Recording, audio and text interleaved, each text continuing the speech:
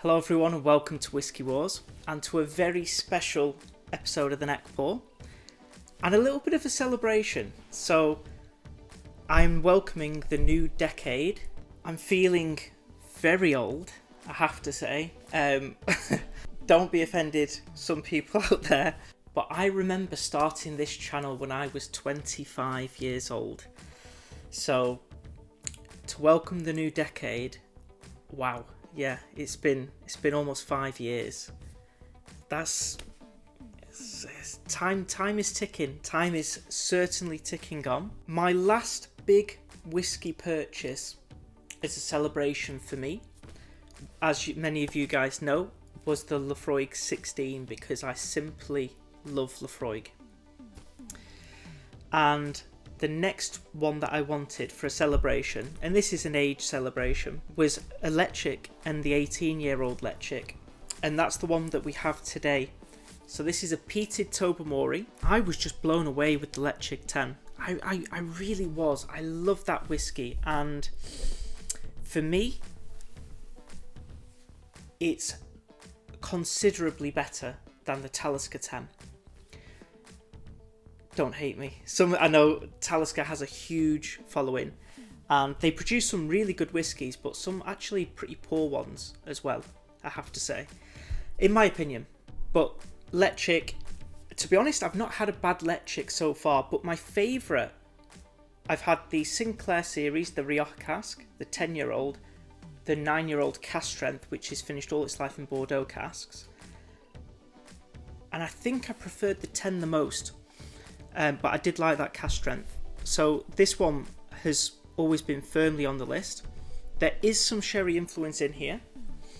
It's a mixture of ex-bourbon and also sherry casks. And so I'm really interested to see what happens with the extra age. I know with a lot of Islay whiskies, the smoke in the Islas, they're a lot more aggressive and bitey when they're younger. And as they age, that mellows somewhat. And that's what I found with the Laphroaig 16 especially.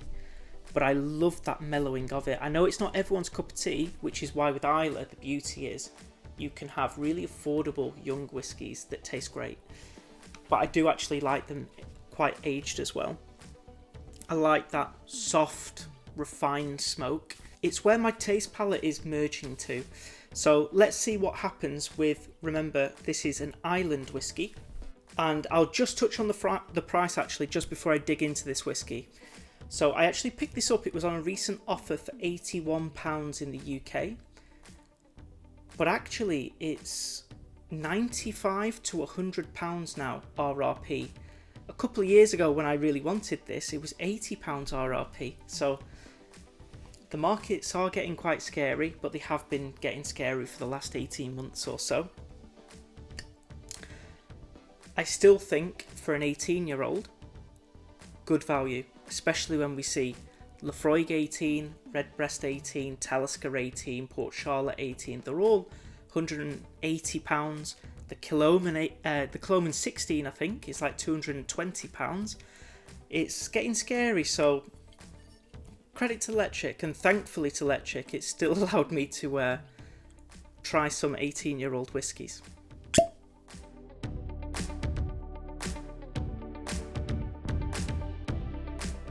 Ooh, that was a positive nose there.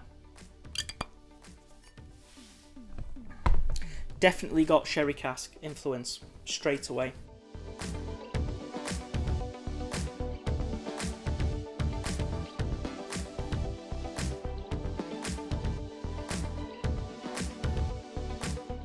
Soft and jammy sweet. The smoke is a calming blanket. The sweetness is jammy. And there's no spirit nature in the whiskey. Perhaps you would expect that at 18 years of age. Actually, I've just thought of something. This is my first ever bottling of an 18-year-old. It's my highest aged whiskey. So it's pretty cool. This is a momentous experience for me. I know a lot of my viewers experience fantastic whiskey, and I'm so proud that you get to experience those flavours. But I know there's some other people a little bit more like me, where this is a really out there experience and want to be savoured. And that first nosing has me so happy, because I know there's going to be no buyer's remorse already. Soft, calming blanket of smoke, jammy sweet fruits, but actually more citrusy than what I was expecting. A lot of orange juice and a little bit of lime. Adds a little bit of sharpness to the whiskey, but if anything, it just makes that jammy sweet darkness that I want to explore a little bit more, a bit more vibrant. It's a little bit chocolatey. That jammy sweetness, there's a darkness actually hanging under it. It's like chocolate, some dates. It's treacle in here. Not caramel, not toffee. It's cooked toffee. It's treacle. It's thick. It's viscous, and actually there's some undercurrents of something. I wouldn't necessarily say salty, but there is the presence of something that contains a little bit of salt, but it's more sweet than salty on the nose. Now that I'm digging into it, it's going a little bit. Now that I got that salty touch, it's running a little bit more herbal, and actually some medicinal notes are coming through on the nose. I couldn't say TCP, that's far too strong of a note. Perhaps a little bit of plasters.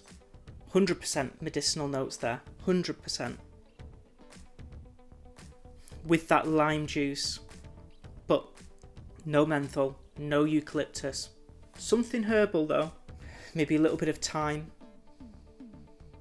But there's that refreshing zing that I mentioned, and I was calling it lime, but it's almost turning a little bit minty. Wow. Do you know, we're 10 minutes in, guys. I'm going to have to dig into the taste. Wait for the full review for an in-depth review on this, because I know it's just changing and there's more to come. As many of you guys know, I can't wait to film a review. As soon as it arrives, I have to film the review. Okay, on to the taste. Just before we do though, guys, if you'd be so kind to hit the like button and click that subscribe button, that would be much, much appreciated. I really would appreciate that, so thank you.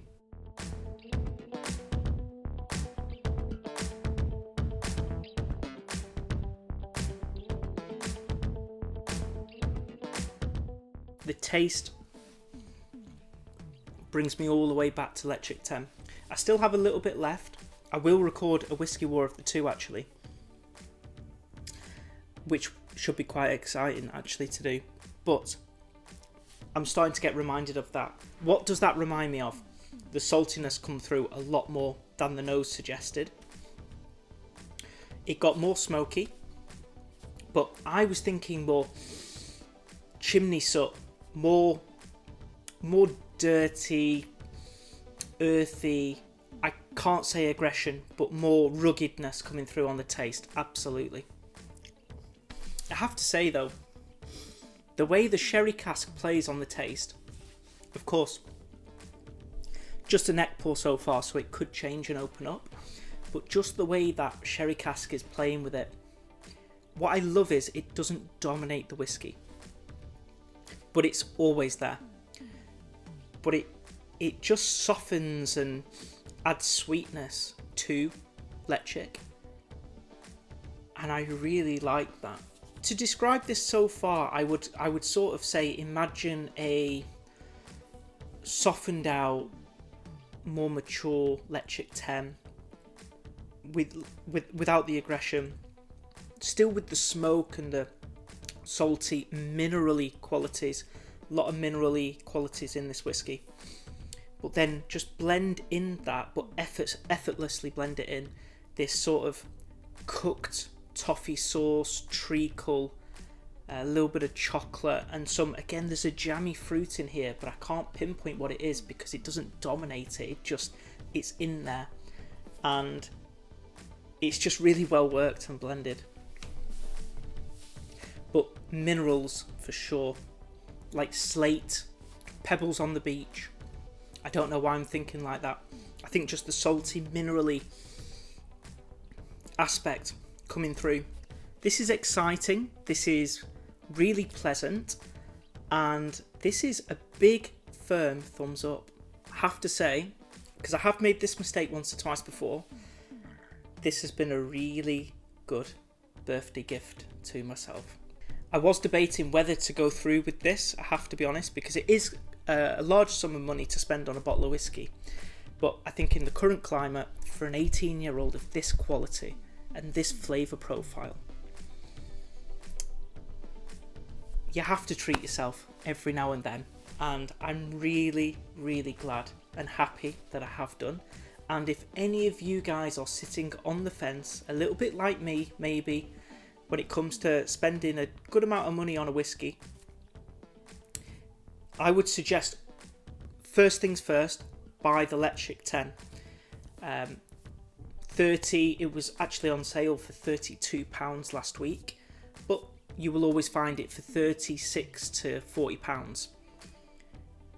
Go for that. If you really enjoy that whiskey, I really recommend spending the money and going for the 18-year-old, because I don't think you'll be disappointed. And I say that as someone who's quite critical when it comes to whiskies, and I like to think I always keep it honest. And in my opinion, if you trust my opinion, I think this is really, really good stuff. As always, guys, let's see how this opens up, and I'll keep you informed with how it changes, and I'll film that review for you guys in a couple of months. First thing I will do actually is record that Ledaig 10 Whiskey War with this whiskey in a few more weeks when I get more acclimatized to the whiskey. Let it open up, hopefully it'll change a little bit too as well. I know that nose, I started in a certain direction and then actually no, it's changing already and bringing me another direction. A lot of complexity in this whiskey. A little bit oily, this whiskey too. What I'm really enjoying with this whiskey is just how well that earthiness really remains into the whiskey, and it makes me very curious because that earthiness that I get in this bottle, I actually think, could it even be elevated over the 10?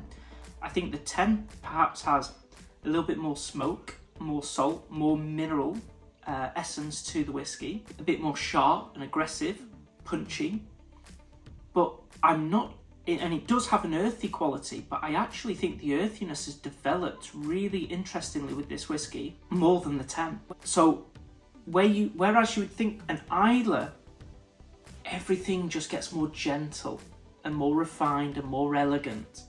Actually, this is behaving a little bit differently from the NeckPour, of course, but I am really thinking that earthiness is developing lovely. A little bit of chocolate with that earthiness and treacle, it works so well.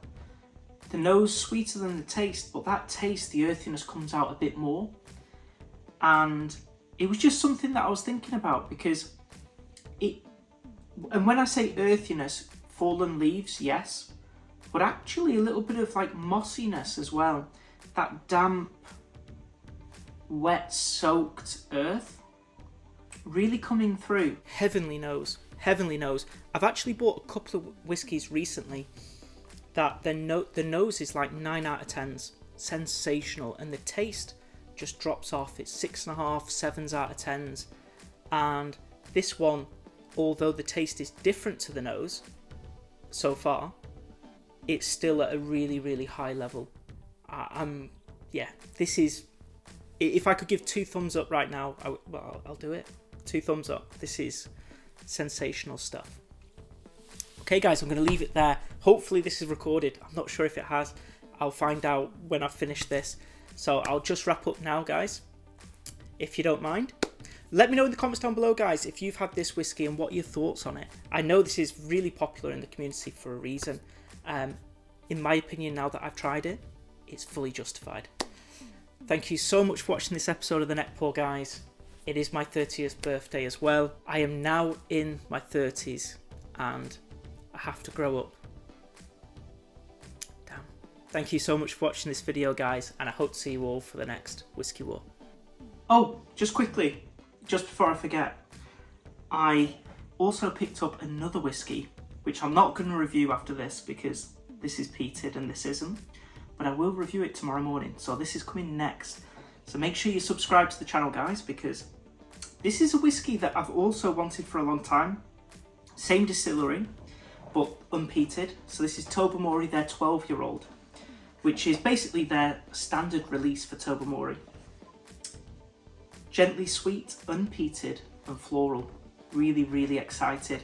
And finally, because I've realised I've not mentioned, the Ledaig 18 is non-chill filtered, but no mention of colour.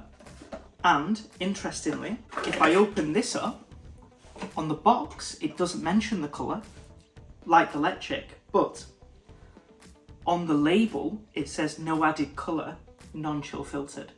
So we know this one is natural colour. Which begs the question, same distillery, no mention of colour. I think we can assume this one is coloured, but I think we should let it off because it is sensational.